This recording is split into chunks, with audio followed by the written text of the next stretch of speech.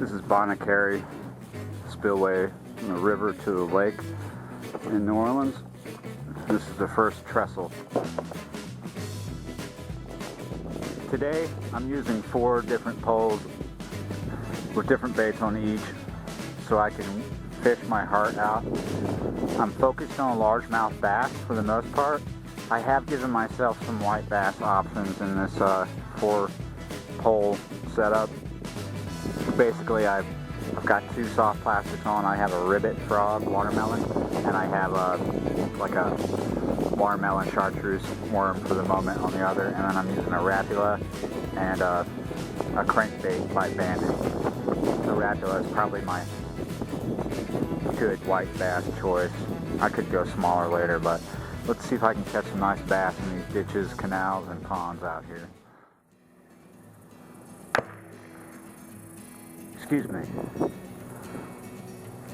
There's some big blow-ups, pardon the pun, like right in front of me. Shad coming up to the surface, flying everywhere. I'm not sure if it's being caused by bass or white bass. I think it's being caused by gar.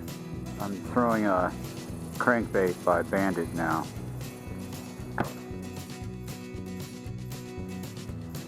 Well, the sun's going down and I've only got 1 bite on the frog and a bite on a rattle trap, and the white bass are starting to get active. So I'm gonna stop with the largemouth bass stuff, sort of. I'm gonna fish with a jig and a crappie nibble for a second right off this culvert. I might switch over to other things that are on the other poles, but this might be the end of the largemouth. Yeah.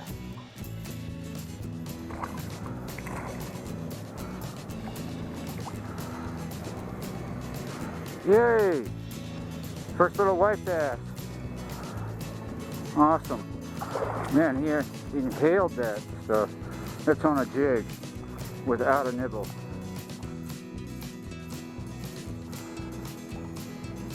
I fished this spot earlier this afternoon. It was having jumps then. It's just a little ditch that flows into a pond, but it comes off the main overflow, and it's got some current to it right now. Graham, who's fishing with me today, is fishing it basically the same way, but the jig on a spinner just down the way from me.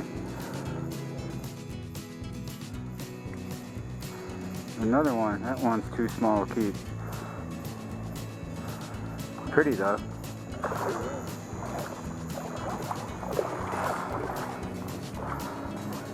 A lot of action on that little. Yeah, a little avocado chartreuse crappie jig on a float. I've got about 1.5 feet. I'm getting bite after bite just in this little bit of water here from white bass. Some are probably, I don't know. It seems like it's a mix of small ones and keeper sizes. Maybe a lot of small, but there's a lot of bait coming through here and a lot of mosquitoes. My buddy Graham has already bowed out and he's gonna sit in the car and let me fish, but I'm getting eat up. I'm just peppered by these mosquitoes, but I'm catching fish, so that it doesn't matter. Oh! Man, he's holding on for dear life. Huh? Yeah. I am getting eaten up and the fishing seemed to shut down a little bit. You can't fish here past 10 o'clock, and Graham forgot his headlamp and doesn't like the bugs. I stopped catching fish, so now I don't like the bugs. But let's see what I can do.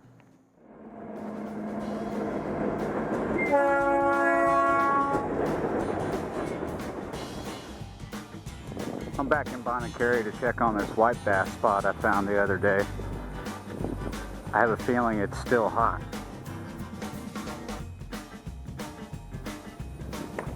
Whoa, yeah. Absolutely hot.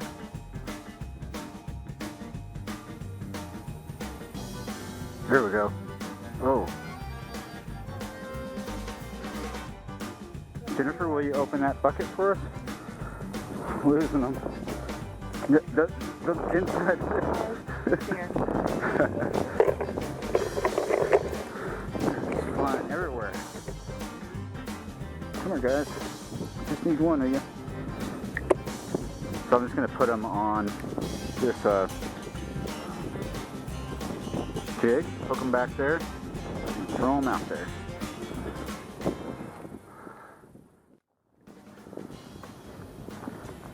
This is day 3. Same place, different people. We got Alex and Gustavo. And we're gonna pound it for white bass. Had to leave way too early yesterday for a particular reason, but we're back today and we're gonna pound this till about 8 o'clock. Hopefully we can catch some white bass. All right, I'm gonna throw the net, try and get some live pogies. We also have live shrimp today. This is one of those spots where I don't let the net hit the bottom because it's a little snaggy.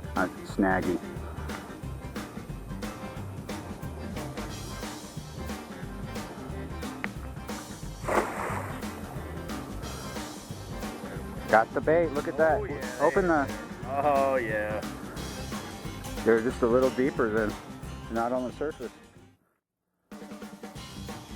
So we're free lining, as I may have said before, these pogies. And for the size of pogie I caught this time, I'm going to use a size 4 Aberdeen, so I don't make the fish too cumbersome. I don't want the fish to struggle too much. I want them to swim around.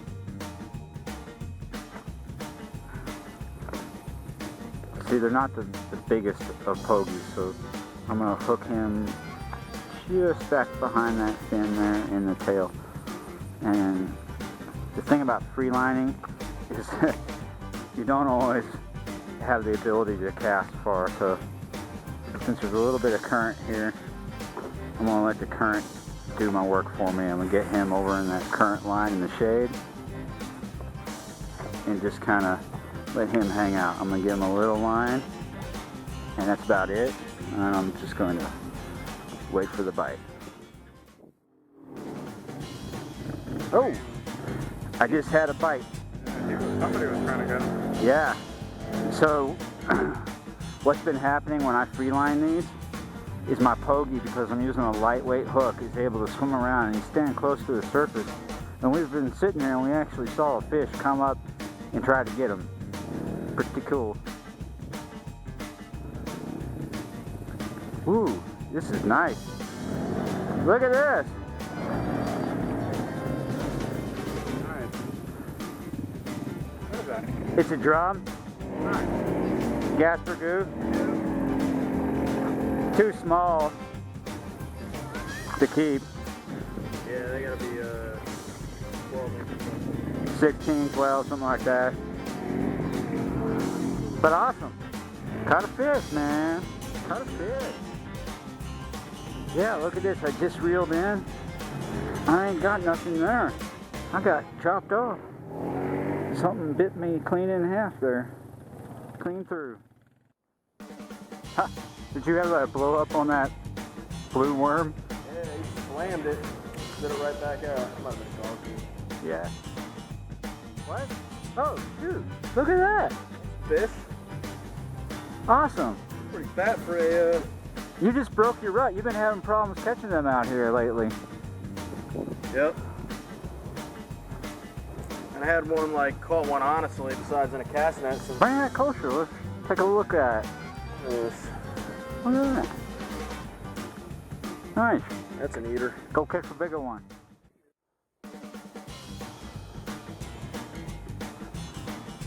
I had a bite, and then it took probably a gar that was on the free line.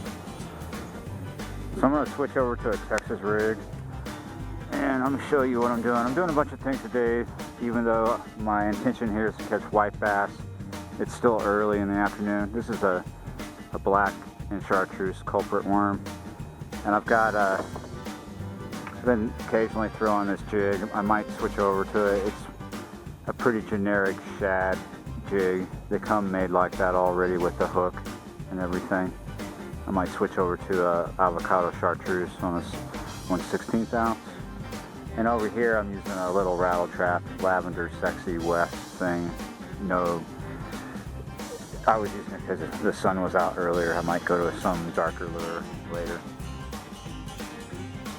Look what a crab just did to my worm.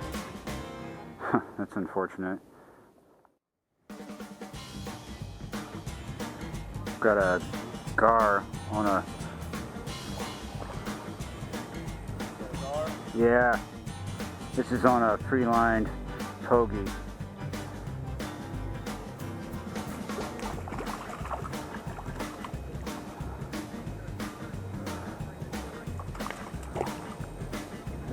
There we go.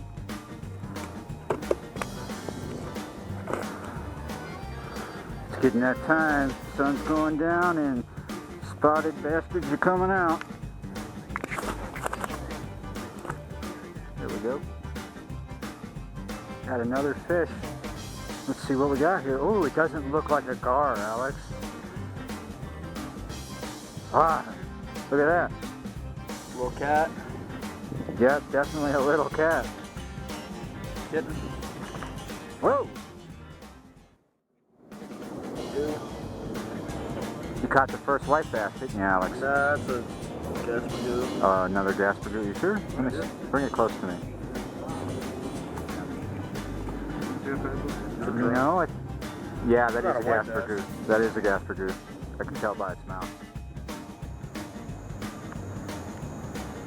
It's crazy we haven't seen hide or hair of any white bass tonight. The bait are totally different. It's a totally different water tonight.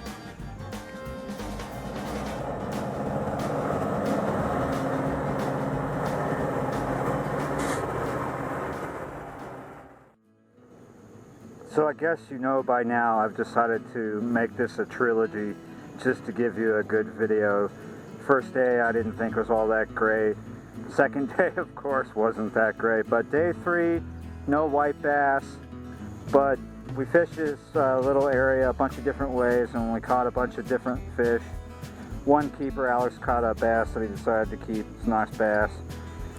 And you know, I've caught a few things, and Gustavo has only caught a gar that was off camera, and he's had a few bites, and it's a little after 8. We're going to end the trilogy here. We'll pack it up and go. See you next time.